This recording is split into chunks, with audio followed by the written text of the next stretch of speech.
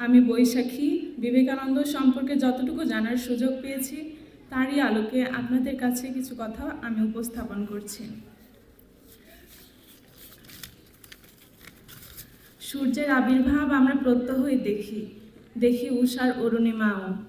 ক্রমেই রক্তিম আকাশের বুক চিরে অভ্যুদয় ঘটে তিমির বিদার সূর্যের।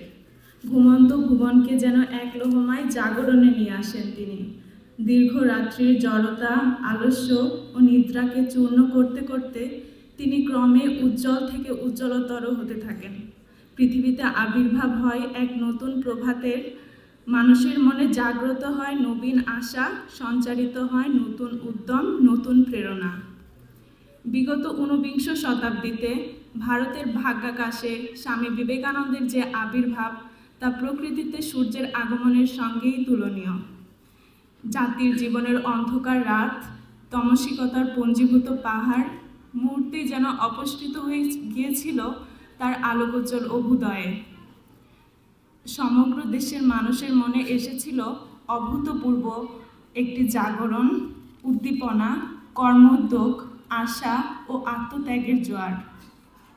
তিরোধানের পর প্রায় 2 দশকেরও বেশি তিনি জাতীয় জীবনকে যেন ছেয়ে রেখেছিলেন। সূর্যকে ছাড়া যেমন জগতের চলে না, তেমনি বিবেকানন্দকে ছাড়া আমাদের চলবে না। তাকে আমাদের চাই, এবং এই চাই বিবেকানন্দের জন্য নয়, আমাদের নিজেদের কল্যাণের জন্যই। স্বামীজি বলেছেন,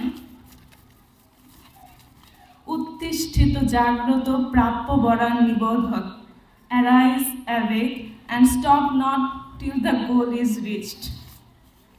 ওঠো, জাগো, লক্ষ্যে না পৌঁছানো পর্যন্ত থেমো না। স্বামীজি চেয়েছেন নারী হোক বা পুরুষই হোক, আমরা সবাই যেন বীর হই। কারণ তিনি বলতেন, বীর কখনো ভয় পায় না, কখনো কোনো অন্যায় করে না, দুর্নীতি পরায়ণ হয় না, মিথ্যা বলে না, মিথ্যার আশ্রয় নেয় না, কপট হয় না, মৃত্যুর মুখে দাঁড়াতে ভয় পায় না, অপরের জন্য নিজের স্বার্থ ত্যাগ করতেও পিছপা হয় না, লোভের কাছে, প্রলোভনের কাছে কখনো নত হয় না, কোনো কিছুর বিনিময়ে কখনো সত্যকে অস্বীকার করে না। মূলত স্বামীজির এই আকাঙ্ক্ষা তার বাণীতে জীবন্ত হয়েছে, যে বাণী বেদান্তের মূল কথা। বেদান্তের সেই মর্মবাণীকেই স্বামীজি প্রচার করেছিলেন নতুন ভঙ্গিতে, নতুনভাবে, যুগোপযোগী ভাষায়।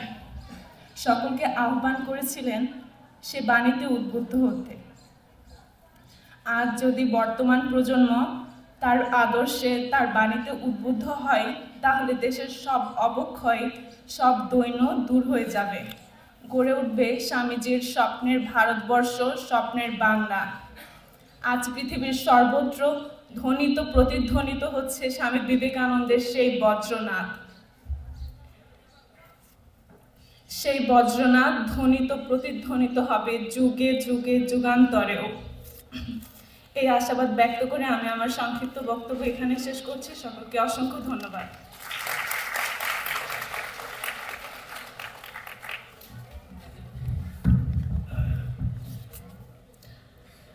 ধন্যবাদ।